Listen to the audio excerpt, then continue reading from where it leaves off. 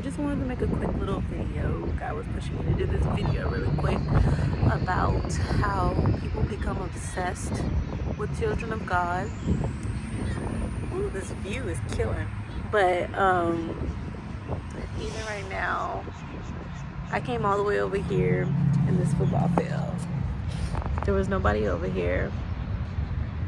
And then these people moved all the way from the other football field to the football field I'm at.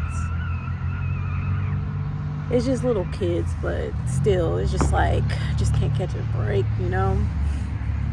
It's like, I can never just like be in the shadows. I can never just mind my business. I can never just be quiet because people just get obsessed, like real life obsessed. I would say, let me tell a few stories. So as you guys know, I'm a flight attendant now. And so before I came to be a flight attendant, God was sending me many, he told me in many different ways that he wants me to be more quiet and more observative and just like sit back and observe. But it's just like the more that I've tried to be quiet, the more people want to just get me to talk. It's like being a flight attendant, usually when you're on these planes with these people, especially when you're less senior, they do their best to like bully you, whatever. And what I've noticed, what's been happening to me personally is if I go in talking, they don't want to talk to me. But if I go in being quiet, they do their best to make me talk and literally get like full-blown attitudes if I don't talk. And it's just like, I've noticed that I'm always the topic of discussion. I'm always the one that everybody hates. I'm always the one that everybody loves to gang up and build common interest on the fact that they don't like me and just obsess over me. Every little thing I do, anything I do, just constantly making everything about me in a bad light.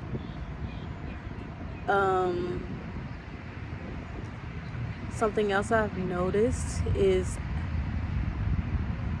a lot of people, like I've always had people look at me, but now that I've woken up, I've really like came to notice that a lot of people stare at me, like just like no shame in the game. And I've known from watching some of Mark the Messenger's videos, he said like, you know, people are gonna stare you a lot, sometimes they're not even aware of it. But there's some people that give me this stare that you can tell that they're dealing with a lot of demons, or they are a demon. I would say an example, a couple of it was like two Caucasian women, two different occasions, two different stories that I've had on my flights. So one Caucasian lady that I had, she was on the flight with her family, and it was a full flight. There was only like one seat that was empty, and I don't really like sitting in a jump seat, so I let's just say I don't really like sitting in jump seats, and there was only like one seat that was free, and it was by her. So when she first got on the plane, when they were boarding, like we made eye contact, but it was like she even smiled, but it was like a look of she noticed me, and a look of there was nothing behind her eyes. It was very creepy. And when I seen her, I just know, like I just felt my spirit tell me like something ain't right about her. She's off. But I still kept my composure, still kept it together. I just was under the understanding that something ain't right about that lady, but I really don't care. I'ma just mind my business, because yeah, there's something not right about you, but I don't care. It is what it is. And so as the time with the flight goes on, we ended up finishing everything we need to do. You know, flight attendants rarely do anything because we're really just there in case of an emergency. And so after we did everything we needed to do, I wanted to sit down and have a snack. And so how they were positioned is she had an aisle seat, and then on the other side of her in the aisle was her husband or her dude, and he was holding their baby. And so the only free seat was a seat that was like right in front of her. So I was just like, don't want to sit in this jump seat, want to eat my food really quick, so I'm gonna sit in that seat and eat my food really quick. So as I'm going to the seat, like we're making eye, like I'm walking from the front of the plane and she was like close to the front, but as I'm walking from the plane to go to that seat, we make eye contact and she just like looks at me and does that creepy smile the whole time as I'm walking to the seat, and I'm just like, okay. So I just like I did like okay, and I just like went to the seat and sat down. And so the whole time I'm sitting in the seat, right after I sit in the seat, her baby starts kicking the back of the seat, and it just like kicking hard to where the seat's moving. And so I'm just like, in my head, I'm just like, I didn't even really notice it until like I sat back and like thought about the situation, because I didn't care that much.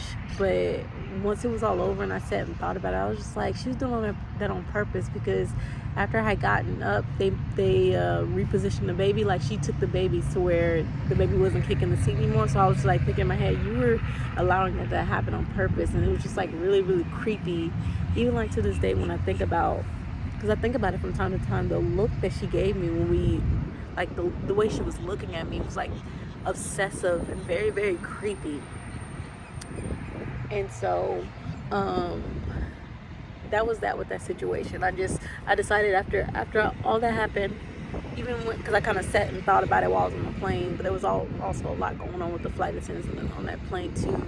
But I was just like thinking in my head, like Spirit told me there's something really wrong with that lady. Like she's like got a obsessive, creepy situation that she has with me, and I just wouldn't want to be caught along with her, even though she would catch these hands. But just like you could just see, like it doesn't have to be those situations where people would be like, I survived and I saw the demon in their eye. No, it can be something as simple as I saw this woman on the flight and I saw the nothingness behind her eyes and the creepy smile, and you see it in a simple situation like that.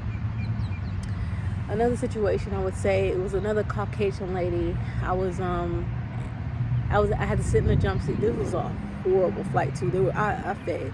God put me around a lot of demons that flight, but I learned a lot from it, so it was worth it.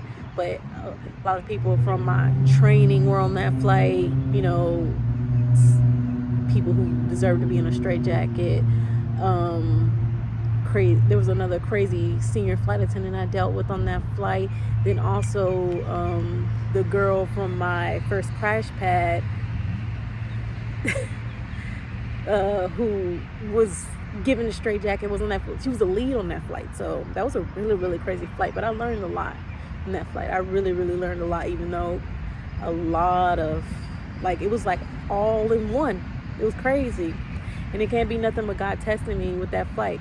Even though I did pretty well, I handled it pretty well, but it was a big test. So with that flight also, there was a group sitting in the sitting in the exit row, and so it was a man and two women. I didn't really catch eyes with the man, and I didn't catch eyes with the woman that was with this woman, but the woman that I'm talking about, I caught eyes with her, and she gave me that same creepy look. Like, it was like a look like, I see you, and I know what you are. And I was able to see her and know what she was. Like, it was like, that was the look that we gave each other. And,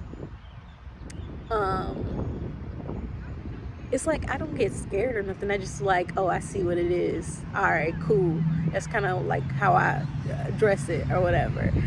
And so with this situation, she tried to do the thing where a few people have done this with me on the flights. Tried to like mock me every time I said something. Like the first thing I said to her when I did my briefing for the exit row, she was like, she asked the dude that was with them, asked a question. Like he pointed to her and he was like, well, she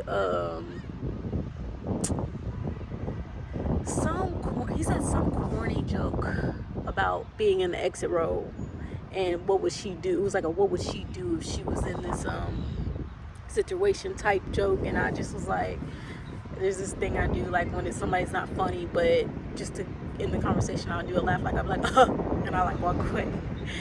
Because it says so much, but it says so little that, you know, they can't be upset or, you know, say anything, because it's like, I laugh. What are you talking about? That's my laugh.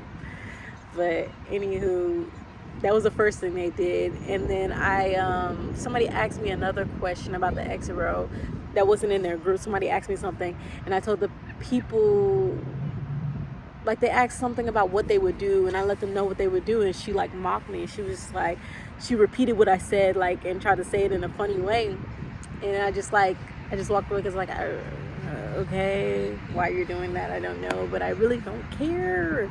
It is what it is. Why are you, whatever you're dealing with yourself has nothing to do with me. And so during that entire flight, her and her friend were like, you know, I think they were talking about me and like laughing and doing little, like, it was so childish, because these women were like pushing 50 and doing this, but like, you know, like, you could tell they were like trying their best to get my attention and like mock me and mess with me. And like, her friend was like laughing extra loud, and she would like say something real low to her, and her friend would be laughing extra loud, and I could see them at the corner. They were like, kept like looking over to me to see my reaction, but I just stayed on my iPad the whole time, because whatever you got going on ain't got nothing to do with me. And so at the end of the flight, since I knew what she was, and I knew what her whole group was, like, her whole group weren't as bad as her, but you could tell them being around her made them toxic, if not as toxic as her. But she was like the venom or whatever. She was the energy that was putting it into that situation. And so like, when they were getting off the plane and leaving, she tried to like say, I was saying bye to everybody as they were leaving out, and then so she tried to say bye to me, and I gave her like a quick bye. Like, I said bye, but the way I said bye was basically like, hurry up and get off my plane, I don't fool with you.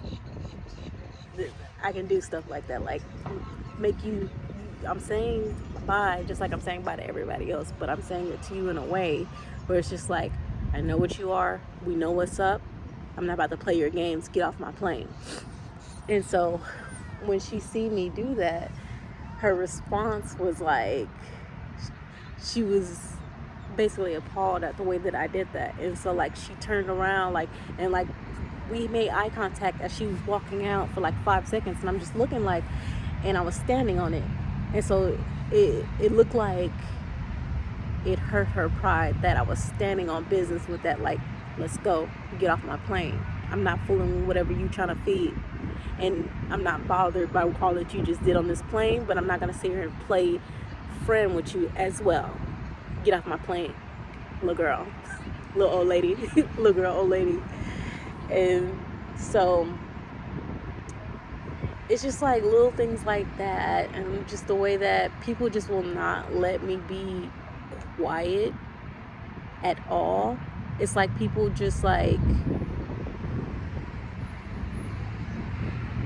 I cannot not say nothing. Like, I can go to the gym and be like everybody else. And I know I'm an attractive, you know, young lady, I'm pretty, but it's not that, because there's other attractive people that are allowed to be quiet. But it's just like, it's like everywhere I go, I cannot be quiet, I cannot mind my business, and I cannot just live my life. It's like people are just like, once they first see me, it's like they start this situationship in their mind, and it just gets crazier and crazier and crazier the longer they're around me and the longer they have access to me. Yeah, it gets crazier and crazier and crazier the longer they have access to me. And it's really crazy. It's really, really crazy. And it's happening almost everywhere I go. So just know, you're not crazy for seeing it, and you're not crazy for wanting to be quiet, because all these people really are obsessed with talking to you just so they can mess with you. That's the only reason why they want to talk to you. And even though they're getting obsessed with you, you can still be quiet. Only thing that God's pushing me to do is greet people. say hi and not even really bye, but greet people. Other than that, he's not telling me that I need to be having full conversations with these people. Only a greet. And it's really hard for me to greet people, especially when like some of these people are the worst of the worst and they only want to greet you to mess with you. But yeah, that's all he's pushing me to do. And so I'm gonna work on that. But other than that, I'm gonna be quiet because these people are crazy. That's all I have to say. Just prepare yourself for that. And yeah, just prepare yourself for that. That's all I really have to say, y'all. Thank you for listening.